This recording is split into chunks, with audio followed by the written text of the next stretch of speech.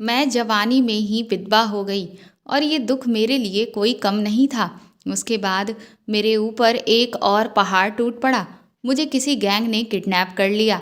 वह लोग मुझे रोज नशा देते थे और मेरे साथ उस गैंग के लोग रोज दिन भर में कई बार किसी तरीके से मैं वहां से भाग निकली और अपने घर पहुंची तो खानदान वालों ने मुझे अपनाने से मना कर दिया और मुझे घर से भी निकाल दिया।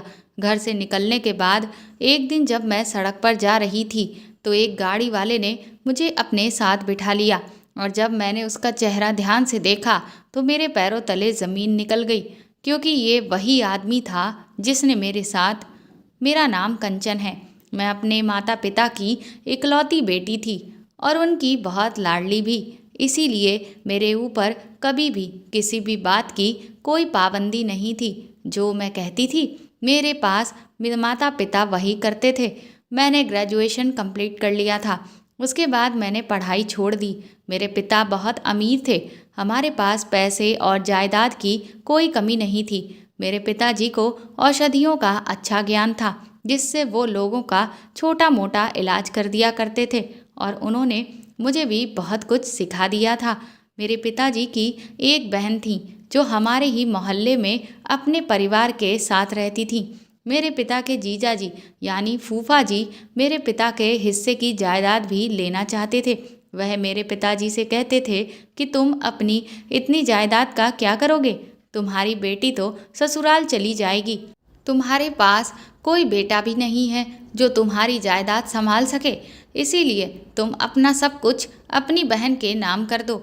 अपने बचपन से ही मैं अपने खानदान में ये झगड़ा देखती हुई आ रही थी। मेरे पिताजी किसी भी हाल में अपनी जायदाद बुआ को देने के लिए राजी नहीं थे। मेरे पिताजी अपनी सारी जायदाद मेरे नाम करना चाहते थे, क्योंकि मैं उनकी इकलौती औलाद थी। अचानक से मेरे फूफा जी का रवैया हमारे साथ बहुत अच्छा हो गया। कुछ दिनों के बाद पता चला कि वह अपने बेटे की शादी मुझसे करवाना चाहते हैं। इसीलिए वह हमारे साथ इतने अच्छे से पेश आ रहे हैं। वह चाहते थे कि मेरी शादी उनके बेटे के साथ हो जाए, ताकि हमारी सारी जायदाद खुद ब खुद उनके नाम हो जाए। लेकिन मेरे पिताजी इस रिश्ते के लिए राजी नहीं थे। मेरी माँ को ये रिश्ता बिल्कुल भी पसंद नहीं था। मुझे भी अपना कज़िन बिल्कुल पसंद नहीं था, क्योंकि वह पहले से ही शादीशुदा था। उसकी गलत हरकतों की वजह से उसकी बीवी उसे छोड़कर जा चुकी थी। उसकी गलत हरकतों के चर्चे पूरे मोहल्ले में मशहूर थे। कोई भी अपनी लड़की उसे देने के लिए तैयार नहीं था। इसीलिए मेरे फूफा जी चाहते थे कि उसकी शादी मेरे साथ हो जाए, ताकि उनके दोनों काम हल हो जाएं। उन्हें हमारी जायदाद भी मिल जाती और वह मेरे पिताजी को जब चाहते तब बेइज्जत कर देते।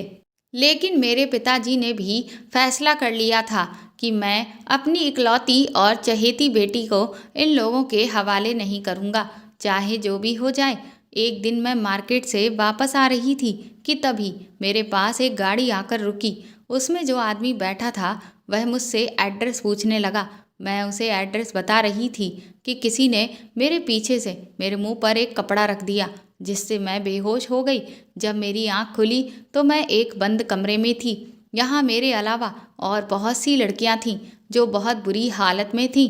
उन्हें देखते ही मैं समझ गई कि मैं किसी गलत जगह पर पहुँच चुकी हूँ। यहाँ कुछ बच्चे भी थे जिन्हें स्मगलिंग की ट्रेनिंग दी जा रही थी।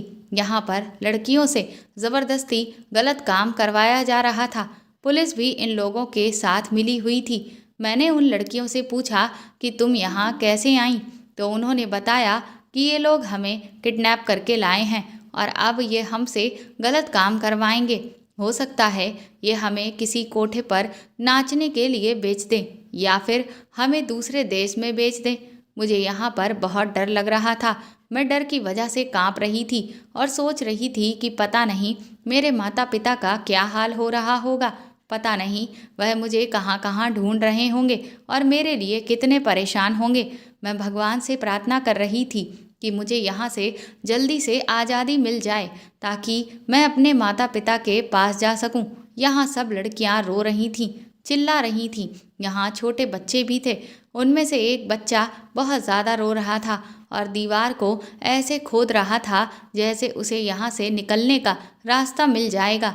मैं उस बच्चे के पास गई, उससे पूछा कि तुम यहाँ कैसे पहुँचे, तो वह बच्चा मेरे गले से लगकर और ज़्यादा रोने लगा। वह छोटा सा मासूम सा बच्चा था। मैं सोच रही थी कि अगर इन लोगों को इस छोटे से बच्चे पर रहम नहीं आया तो ये लोग मेरे साथ क्या करेंगे। इतने में वहाँ कुछ लोग आए, उनके हाथ में हथियार थे। वह सब कहने लगे कि चलो, तुम्हारे यहाँ से जाने का समय आ गया है। वहाँ से हम शायद जंगल की किसी जेल में गए थे। अब हम लोगों को कहीं और शिफ्ट किया जा रहा था। उनमें से मुझे किसी ने बताया कि ये लोग बहुत ही खतरनाक हैं और बिना सोचे समझे ये किसी को भी मार देते हैं और पुलिस भी इनके साथ ही मिली हुई है। वह भी उनसे कुछ नहीं कहती है। ये लोग तो खुद पुलिस वालों को भी मार देते हैं। ये इंसान की शक्ल में जानवर हैं। फिर हमें वहाँ से कहीं और शिफ्ट कर दिया गया और हम में से कुछ लड़कियों और बच्चों को कहीं और भेज दिया गया।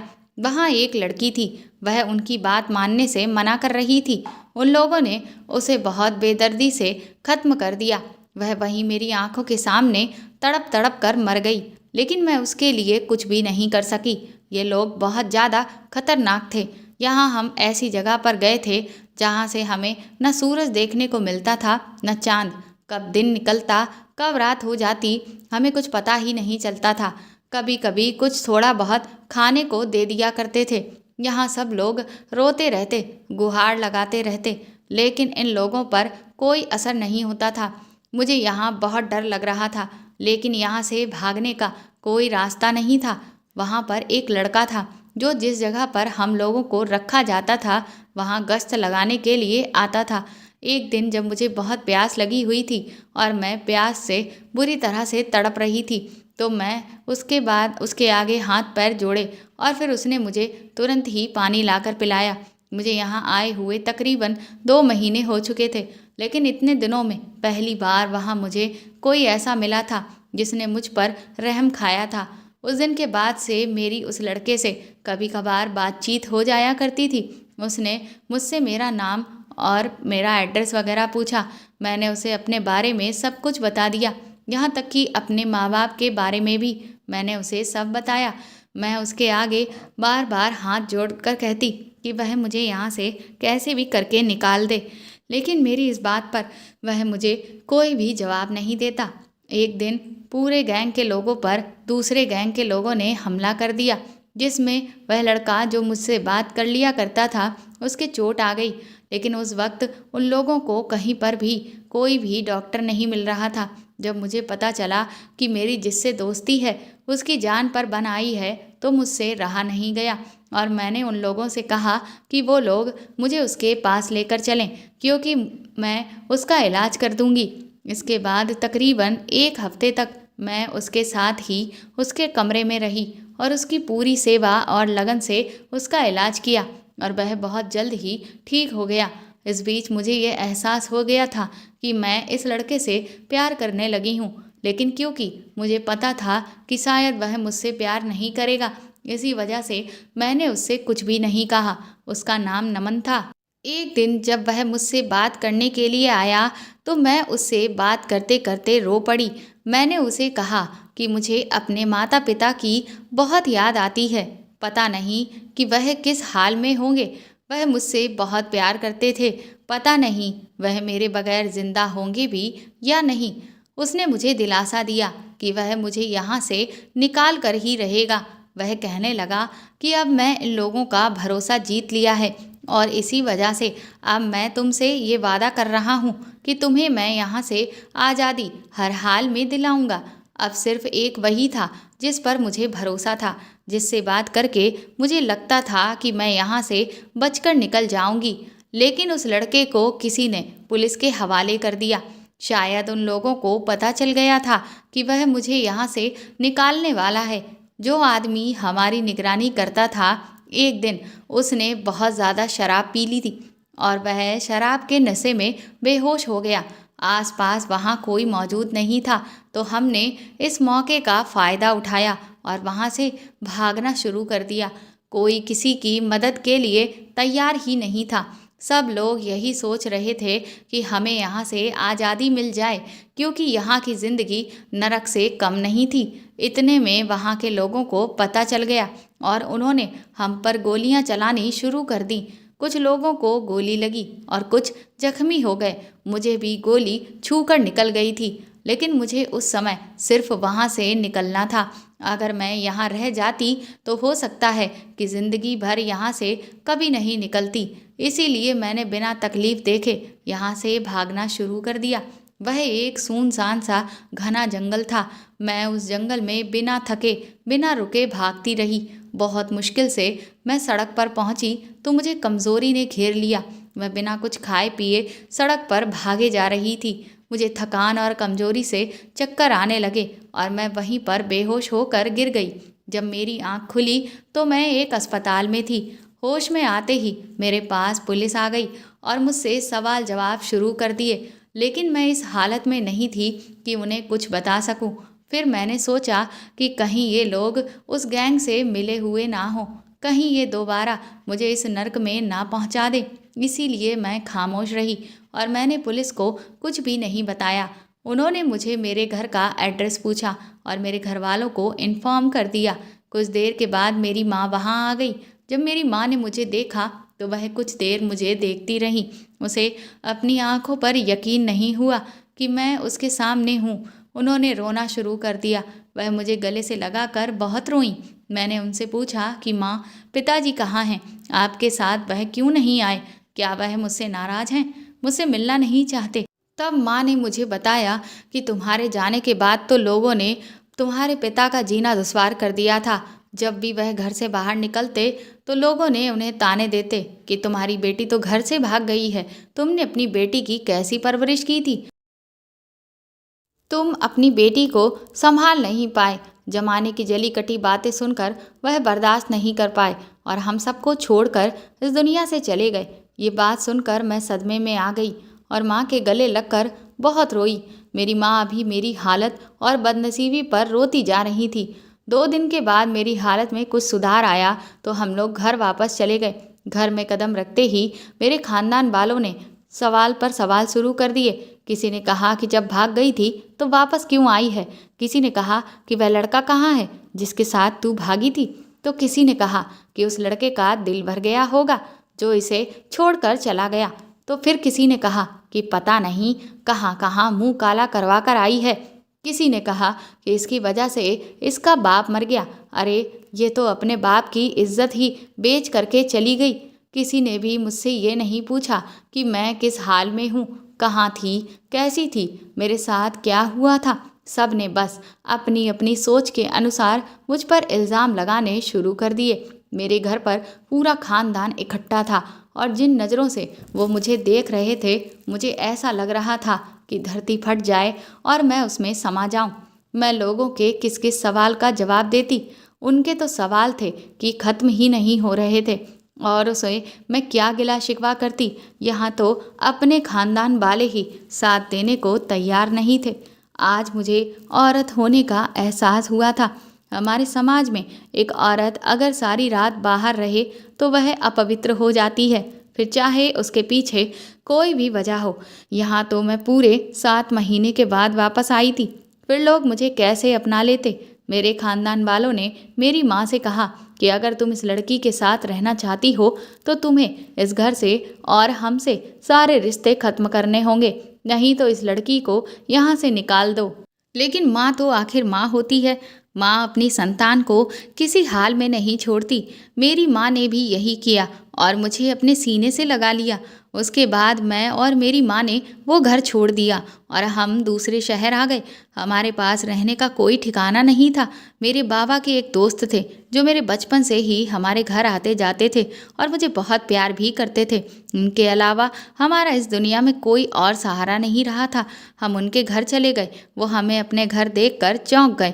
उन्होंने हमें अंदर बुलाया और हमसे पूछा कि हम अकेले इस समय यहाँ पर क्या कर रहे हैं। हमने उन्हें पूरी बात बताई तो वो हमें अपने घर में रखने को तैयार हो गए। हम बैठकर बातें ही कर रहे थे कि वहाँ अचानक एक लड़का आ गया जो कि बच्चों वाली हरकतें करने लगा। मैंने उनसे पूछा कि अंकल ये कौन है, तो उन्होंने बताया कि ये मेरा बेटा है, वो दिमाग से कमज़ोर है। उन्होंने बताया कि ये पहले ऐसा नहीं था, एक एक्सीडेंट में इसके दिमाग पर चोट लग गई थी, तब से ही ये ऐसा हो गया है। उनका बेटा 30 साल का था, लेकिन वह बिल्कुल 10 साल के बच्चों की तरह हरकतें करता था। उन्होंने बहुत डॉक्टरों को दिखाया, बहुत इलाज करने की कोशिश की, लेकिन फिर भी उसका कोई इलाज नहीं हो पाया। डॉक्टर ने भी उसका इलाज करने से मना कर दिया। अब हम उनके घर रहने लगे। उनका बेटा, जिसका नाम अमित था, वह सारा दिन बच्चों वाली हरकतें करता रहता। वह खेलने के लिए खिलौने मांगता या फिर अपने पिता से जिद करता कि वह उसे बाहर घुमाने के लिए लेकर जाएं। अब वह मेरे साथ भी खेलने लगा था। अब उसे मेरे साथ बातें करना और खेलना अच्छा लगता था। जब उसने मुझे पहली बार देखा था तो वह मुझसे बात नहीं करता था। मुझसे कहता था कि मैं अजनबी लोगों से बात नहीं करता। मेरे बाबा ने मुझे मना किया है कि मेरा भी समय उसके साथ अच्छा गुजरता था। मेरे साथ ही वो खाना खाता। मेरी माँ ने भी आसपास के लोगों के घरों में काम करना शुरू कर दिया था। लोगों के घरों में काम करके हमारा गुजारा चल जाता था। अंकल का हम पर बहुत एहसान था कि उन्होंने रहने के लिए हमें अपने घर में जगह दी थी। हम उन पर बहुत ज़्यादा बोझ नहीं बन सकते थे, इसीलिए माँ काम करके अपना गुजारा खुद ही करती थी। एक दिन बाबा के दोस्त ने माँ से कहा कि बाबा ने बचपन में ही अमित का और मेरा रिश्ता तय कर दिया था, तो क्यों ना हम इन दोनों की शादी कर लें। ये सुनकर माँ के पैरों तले से ज़मीन ही निकल गई। उन्होंने कहा कि ये आप कैसी बातें कर रहे हैं। उन्होंने कभी भी इस बारे में कुछ भी नहीं बताया। अंकल ने बताया कि हो सकता है तुम्हें उसने कुछ नहीं बताया हो, लेकिन उसने मुझसे वादा किया था कि बड़े होने के बाद हमारी दोस्ती रिश्तेदारी में बदल जाएगी। माँ ने कहा कि लेकिन आपका बेटा तो शादी करने के लायक ही नहीं है, वह तो अभी बच्चा है, उसे तो शादी का मतलब भी नहीं पता। लेकिन अंकल ने भी जिद पकड़ ली, अगर मेरी शादी उनके बेटे से होगी तभी हम उनके घर में रह पाएंगे, वरना हम यहाँ से चले जाएंगे। मैं सोच भी नहीं सकती थी कि अंकल, जिन्हें मैं अपना बाबा समझती थी, वह मेरे साथ ऐसा कुछ करेंगे। लोग अपना मतलब निकालने के लिए इतना गिर सकते हैं, मैं सोच भी नहीं सकती थी। माँ ने कहा कि ठीक है, हम इस घर से चले जाएंगे, लेकिन मैं अपनी बेटी की शादी तुम्हारे पागल बेटे से नहीं करूँगी। मैं सारी रात इस बारे में सोचती रही। अगर हम इस घर से चले गए तो फिर हम कहाँ जाएंगे? हमारे पास तो अब कोई दूसरा ठिकाना भी नहीं था। अमित, जो बिल्कुल देखने में ठीक ठाक लगता था, उसे देखकर कोई भी नहीं बता सकता था कि उसका दिमाग बच्चों वाला है। वह देखने में बहुत अच्छा था, लेकिन जब वो बात करता तो बच्चों की तरह करता। जब सुबह हुई तो माँ ने मुझसे कहा कि चलो बेटी, हम यहाँ से चलते हैं। लेकिन मैंने माँ को समझाया। मैंने कहा कि मैं अमित से शादी करने के लिए तैयार हूँ। अगर मैं अमित से शादी कर लेती हूँ तो कम से कम हमारे सर से छत तो नहीं जाएगी। वैसे भी मुझसे कौन शादी करेगा? हमारे खानदान वालों ने भी हमें निकाल दिया है, और कोई भी लड़का जब मेरे अतीत के बारे में जानेगा तो वह मुझसे शादी के लिए इनकार ही कर देगा। इससे बेहतर है कि मैं अमित से शादी कर लूँ। मेरी माँ मेरी बात सुनकर रोने लगी, कहने लगी कि मेरी बेटी कितनी बदनसीब है। वो उस समय को कोसने लगी जब मैं किडनैप हुई थी। कहने लगी कि कीड़े पड़े उन लोगों को जिसने मेरे साथ ये सब किया और मेरी ज़िंदगी बर्बाद कर दी। अमित मेरे पास आया और मुझसे कहने लगा कि कंचन, मुझे तुम्हारे हाथ का खाना खाना है। मैंने उसे खाना बना कर दिया तो उसने मुझसे कहा कि मैं बहुत अच्छा खाना बनाती हूँ और मैं यहाँ से कभी ना जाऊँ, हमेशा उसके लिए ऐसे ही खाना बनाकर उसे खिलाती रहूं। फिर कुछ दिनों के बाद मेरी और अमित की शादी हो गई, लेकिन माँ मेरी शादी में मौजूद नहीं थी। वो तो बेचारी कमरे में बैठकर मेरी बदनसीबी पर रो रही थी। शादी के बाद अमित की सारी जिम्मेदारी मुझ पर ही आ गई थी। मैं उसे सारा दिन ऐसे ही संभालती जैसे बच्चों को संभालती। वह मुझे रोज़ कोई ना कोई ज़िद करता रहता, मुझसे उसकी हर ज़िद को पूरा करना पड़ता। अब अंकल भी मुझसे बहुत खुश रहते थे। मैं दिन रात भगवान से यही प्रार्थना करती रहती कि मेरा पति ठीक हो जाए। भला मेरे लिए इससे ज़्यादा खुशी की बात और क्या होती कि अमित का दिमाग ठीक हो जाए। वो पहले की तरह हो जाए। मैं रोज़ मंदिर जाती और भगवान से यही प्रार्थना करती कि शायद भगवान ने मेरी प्रार्थना सुननी शुरू कर दी थी। अमित पहले से बेहतर होता जा रहा था। मैंने उसे डॉक्टर को दिखाया और उसका सारा इलाज दोबारा शुरू कर दिया। डॉक्टर ने भी अपनी तरफ से पूरी उम्मीद दिलाई। अब मैं अमित का और ज़्यादा ख्याल रखती। जैसे जैसे डॉक्टर बताते वैसे वैसे मैं करती जाती। अमित की हालत दिन ब दिन अच्छी होती जा रही थी। अब वह किसी भी चीज़ के लिए ज़िद भी नहीं करता था। लेकिन अमित जैसे जैसे ठीक हो रहा था, पता नहीं क्यों वह मुझसे दूर होता जा रहा था। ना तो वह मेरे पास बैठता था और ना ही मेरे हाथ का खाना खाता था। अमित के ठीक होने पर मेरी एक उम्मीद जगी थी, लेकिन मेरी किस्मत को मेरा खुश रहना मंजूर नहीं था। मेरी किस्मत में खुशी लिखी ही नहीं है। और कुछ दिन बाद पता चला कि मेरी माँ को कैंसर हो गया है। मैंने उसका बहुत इलाज करवाया। वो सारा दिन बीमार पड़ी रहती थी। हमारे पास जो भी पैसे थे वह माँ के इलाज में ही लग चुके थे। अब मेरे पास माँ का इलाज करने के लिए पैसे भी नहीं थे और अंकल ने भी मुझे पैसे देने से मना कर दिया था। और मेरे पास सरकारी अस्पताल जाने के अलावा अब और कोई भी रास्ता नहीं बचा था। मैंने अपनी माँ को एक सरकारी अस्पताल में भर्ती करवा दिया। वहाँ 2 महीने तक उनका इलाज चलता रहा। मैं ज़िंदगी से थक चुकी थी। सारी सारी रात मैं अपनी माँ के पास बैठी रहती और प्रार्थना करती रहती कि मेरी माँ मेरी आखिरी सहारा है। हे भगवान, तुम उनको मुझसे मत छीनना। लेकिन भगवान ने मेरी कभी नहीं सुनी, तो आज कैसे सुन लेता। एक दिन मेरी माँ मुझे छोड़कर चली गई। इस बीच अमित की हालत में भी बहुत सुधार आ गया था। लेकिन अब अमित मुझे अपने साथ रखने के लिए तैयार ही नहीं था। पहले मेरे बाबा मुझे छोड़कर चले गए, अब मेरी माँ। मेरे पास सिर्फ अमित का सहारा बचा था, लेकिन उसने भी मुझे धुतकार दिया। अब मेरे पास जीने के लिए कोई वजह बाकी नहीं रही थी। मैं जीती तो किसके लिए जीती। कोई रिश्ता मेरे लिए अब बाकी नहीं रहा था। मैंने सोचा था कि अमित के ठीक होने के बाद हम हंसी खुशी रहेंगे, लेकिन उसने भी मेरा साथ छोड़ दिया था। अमित से शादी करने के बाद भी हम कभी साथ नहीं थे। एक पत्नी को जो अपने पति से मोहब्बत और सम्मान मिलना चाहिए वह मुझे कभी नहीं मिला था। लेकिन फिर भी मैंने खुशी खुशी अमित के साथ वो रिश्ता निभाया। सोचा अमित के ठीक होने के बाद शायद मुझे वह सब कुछ मिले जो एक पत्नी का हक होता है। लेकिन मेरी किस्मत को तो कुछ और ही मंजूर था। अमित ने बिल्कुल ही मेरी तरफ देखना बंद कर दिया था। समय ऐसे ही बीतता जा रहा था। एक दिन मुझे पता चला कि मैं माँ बनने वाली हूँ। दुनिया की हर औरत को इसी खुशी का इंतज़ार होता है, लेकिन मैं बदनसीब इस खबर के बाद समझ ही नहीं पा रही थी कि मैं खुश हूँ या फिर दुखी हूँ। मेरे पास दुनिया में कोई भी ऐसा रिश्ता नहीं बाकी था जहाँ मैं नहीं चाहती थी कि मेरी तरह मेरी संतान भी इस दुनिया में बदकिस्मती के साथ पैदा हो। जो तकलीफ़ें और परेशानी मुझे इस दुनिया में मिली हैं वो मेरी संतान भी उठाए।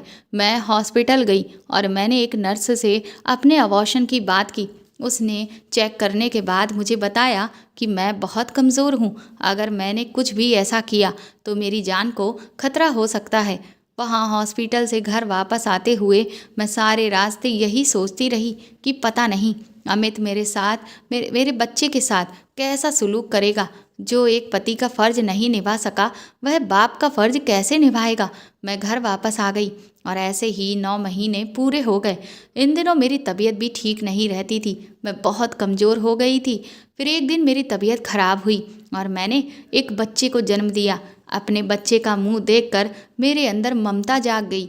मैंने उसे सीने से लगा लिया और मैं अपने आप से सवाल करने लगी कि मैं कैसी माँ थी जो अपने बच्चे को ही मारना चाहती थी। आज मुझे माँ होने का एहसास हुआ था।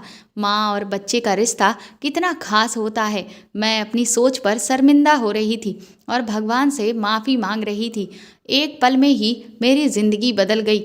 अमित का बर्ताव अभी मेरे बेटे के साथ अच्छा था। वो भले ही मेरी तरफ नहीं देखते थे, मुझसे बात नहीं करते थे, लेकिन वह अपने बच्चे के साथ अच्छे से रहते थे। मेरे लिए यही बहुत था कि मेरी औलाद को प्यार मिल रहा था। मेरा सारा दिन बच्चे के काम में गुजर जाता था। अब मैं थोड़ी खुश रहने लगी थी। मुझे भी लगा था कि भगवान ने मेरी ज़िंदगी में खुशी लिखी है। मेरा भी खुशियों पर कुछ हक है। और मेरा बेटा, जिसका नाम मैंने अंश रखा था, इतना बड़ा हो गया था कि वह मुझे माँ कहकर पुकारता था, जिससे मुझे बहुत खुशी होती थी। मेरी ज़िंदगी में भी कोई ख़ास रिश्ता आ गया था जिसे मुझसे कोई जुदा नहीं कर सकता था। एक दिन जब अमित घर से काम के लिए निकले तो वह वापस ही नहीं आए। मैं उनका इंतज़ार कर रही थी कि मोहल्ले में एक आदमी ने आकर मुझे बताया कि अमित का तो एक्सीडेंट हो गया है और वह अब इस दुनिया में नहीं रहे। ये खबर सुनकर मेरे सर पर आसमान ही टूट पड़ा था। मैं, जो अब थोड़ी बहुत खुश रहने लगी थी, फिर से मुझे मेरी बदकिस्मती ने घेर लिया था। मैं फिर से अकेली हो गई थी। अमित भले ही मुझसे बात नहीं करते थे, लेकिन वह मेरे बेटे से बहुत प्यार करते थे, उनका हर तरीके से ख्याल रखते थे। मेरे पास कोई सहारा नहीं था। यही सोचकर मैं सारी सारी रात जागती रहती। घर में जो पैसे थे वह भी खत्म हो गए थे। अब मेरे पास अपने बच्चे को दूध पिलाने तक के पैसे नहीं थे। मेरा बच्चा भूख से रोता रहता, लेकिन मेरे पास उसे कुछ खिलाने के लिए नहीं होता। एक माँ तो भूखी रह सकती है, लेकिन अपने बच्चे को भूखा नहीं रख सकती। मैंने घरों में साफ सफाई का काम करना शुरू कर दिया और मुझे वहाँ से जो कुछ भी मिलता मैं अपने बच्चे के लिए खाने पीने का सामान लेकर आती और उसे खिलाती। लेकिन उस घर में जो आदमी था उसकी नज़र मुझ पर ठीक नहीं थी। जब भी मैं काम करने जाती तो वह मुझे घूरता रहता। एक दिन तो हद ही हो गई, उसने मेरे साथ गलत करने की कोशिश की। मैंने ये बात उसके घर वालों को बताई तो उन्होंने उल्टा मुझे ही झूठा साबित करके काम से निकाल दिया। इसी दौरान मेरी एक पड़ोसन मेरे घर आई और मुझसे कहने लगी कि मैं सिलाई सेंटर में सिलाई करने जाती हूँ, अगर तुम भी वहाँ जाना चाहो तो मेरे साथ चल सकती हो। वहाँ हमारी तनख्वाह बहुत अच्छी है और मालिक भी रहमदिल है, वह ज़रूर तुम्हारी मदद करेंगे। मुझे भी कुछ ना कुछ काम की ज़रूरत थी, इसीलिए उसके साथ जाने की मैंने हामी भर दी। अगले दिन मैं उस औरत के साथ सेंटर चली गई। वहाँ जो उसका मालिक था तो वो तो उस वक्त नहीं था, लेकिन उसका सेक्रेटरी था जिसने मुझे काम पर रख लिया था। मैंने काम करना शुरू कर दिया, लेकिन वहाँ पर मैं अपना चेहरा हर समय घूंघट से ढके रहती थी, क्योंकि मैं नहीं चाहती थी कि इससे पहले मैं जहाँ काम करती थी और वहाँ जिस आदमी ने मेरे साथ जो करने की कोशिश की, ऐसा ही कुछ अब मेरे साथ दोबारा से दोहराया जाए और किसी की भी मुझ पर गलत नज़र पड़े। इस वजह से मैं हर समय पर्दे में ही रहती। ये एक बहुत बड़ी कपड़ों की फैक्ट्री थी, वहाँ बहुत सारी औरतें काम करती थीं। मुझे यहाँ से अच्छे खासे पैसे मिल जाते थे। अब मैंने अपने बच्चे को स्कूल भेजना भी शुरू कर दिया था। अब ज़िंदगी कुछ बेहतर गुजर रही थी। वहाँ से कपड़े सिलकर बाहर जाते थे। एक दिन जब मैं खाना खाने के लिए स्टोर रूम की तरफ जा रही थी कि तभी मेरी नज़र एक जलते हुए तार पर पड़ी। उसमें शायद अभी के अभी शॉर्ट सर्किट हुआ था। मैंने तुरंत ही चिल्लाना शुरू कर दिया। वहाँ तुरंत ही सिलाई करने वाली औरतें इकट्ठी हो गईं, लेकिन किसी को कुछ समझ में नहीं आ रहा था। उनमें से कुछ लोग बाहर सिक्योरिटी को बुलाने के लिए गए, लेकिन तब तक धीरे धीरे आग बढ़ती ही जा रही थी, जिसे देखकर अफरा तफरी मचने लगी। हर कोई वहाँ से भाग गया, लेकिन मैंने हिम्मत करके आग बुझाने वाला जो यंत्र वहाँ रखा था उसका तुरंत ही इस्तेमाल किया और वक्त रहते ही मैंने उस आग को बुझा दिया, जिससे आग पूरी फैक्ट्री में नहीं फैल पाई। जब सिक्योरिटी गार्ड आया तो मैंने सारी आग को बुझा चुकी थी। इसके बाद तुरंत ही फैक्ट्री के मालिक को ये खबर दी गई और वह भी थोड़ी ही देर में वहाँ आ गए। जब उन्हें पता चला कि मैंने इस घटना को रोने से बचाया है तो वह मेरी बहुत तारीफ करने लगे। उन्होंने मुझे शाबाशी दी और वहाँ पर मौजूद सभी लोगों ने मेरे लिए तालियां बजाईं और मालिक ने यह ऐलान किया कि वह मुझे इनाम के रूप में 1 लाख रुपए देंगे, क्योंकि मैंने एक बहुत बड़ा हादसा होने से बचाया है जिससे मालिक को बहुत बड़ा नुकसान हो सकता था। इसके बाद फैक्ट्री के मालिक हर रोज़ फैक्ट्री में आने लगे और वह मुझे काम करते हुए देखते और मेरी बहुत तारीफ करते। वह बोलते कि तुम बहुत दिल लगाकर काम करती हो। मेरी और उनकी अब अक्सर बातचीत होने लगी थी, लेकिन मैं अभी तक उनका चेहरा नहीं देखा था, क्योंकि मैं हर समय घूंघट में रहती थी और सामने से नज़र उठाकर उनकी तरफ देखने की मेरी हिम्मत नहीं थी। एक दिन उन्होंने मुझसे मेरे बारे में पूछा कि मेरे घर पर कौन कौन है। मैंने उन्हें अपने बेटे के बारे में बताया और अपनी बदकिस्मती की ज़िंदगी के बारे में बताया कि मेरे पति का देहांत हो गया है। उन्होंने ये बात सुनकर बहुत अफसोस जताया। वह एक अच्छे आदमी थे। एक दिन मैंने हिम्मत करके उनसे पूछा कि आपने अभी तक शादी क्यों नहीं की? तो उन्होंने मुझे बताया कि दरअसल वह एक लड़की से मोहब्बत करते थे। मैंने उनसे पूछा कि अब वह लड़की कहाँ है? उन्होंने मुझे बताया कि मैं पहले एक गैंग में था। वह गैंग लड़कियों को पकड़कर उनसे गलत काम करवाती थी और वहीं पर मुझे एक लड़की से मोहब्बत हो गई थी और उस लड़की से मोहब्बत के बाद मैंने सोचा कि मैं सारे गलत काम छोड़ दूंगा। लेकिन इससे पहले कि मुझे पुलिस ने ही अरेस्ट कर लिया था, मैं पुलिस का सरकारी गवाह बन गया और मैंने पुलिस को उस गैंग के बारे में सब कुछ बता दिया।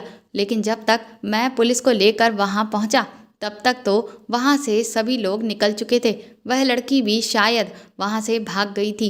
मैंने उस लड़की को ढूंढने की भी बहुत कोशिश की, यहाँ तक कि मैं उसके घर पर भी गया। उसके घर जाकर मुझे पता चला कि उसके खानदान वालों ने तो उसे निकाल दिया है। उसके बाद मुझे किसी से मोहब्बत नहीं हुई। मेरे पास उस लड़की की फ़ोटो है। कल मैं तुम्हें उसकी फ़ोटो को दिखाऊंगा। दूसरे दिन जब मैं काम पर गई तो मैंने उनसे उस लड़की की फ़ोटो देखने के लिए मांगी। उन्होंने जब मुझे वह फ़ोटो दिखाई तो मेरे तो पैरों तले ज़मीन निकल गई थी, क्योंकि वो तो मेरी ही तस्वीर थी। मैंने कहा कि तुम मुझसे मोहब्बत करते थे। मैंने उसे अपना चेहरा दिखाया तो वह बहुत खुश हुआ और मुझसे कहने लगा कि ये तुम थी कंचन। मुझे तुम्हें देखकर हमेशा अपनेपन का एहसास होता था। मैं भी जब नमन का चेहरा देखा तो मैं हैरान रह गई कि इतने दिनों से नमन मेरे आसपास ही था, लेकिन मैं फिर भी उसे पहचान ही नहीं पाई।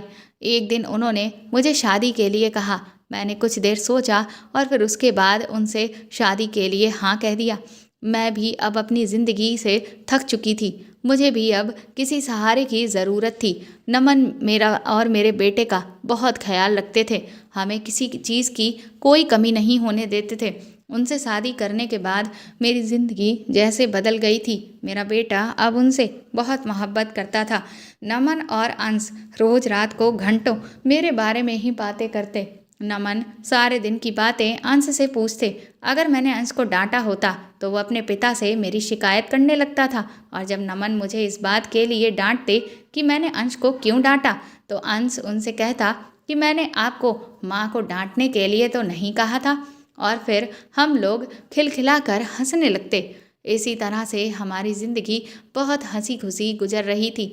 एक दिन नमन ने मुझे बताया कि मेरे फूफा ने ही मुझे किडनैप करवाया था। मैं सोच भी नहीं सकती थी कि लालच में लोग अपनों के साथ ही इतना गलत कर सकते हैं।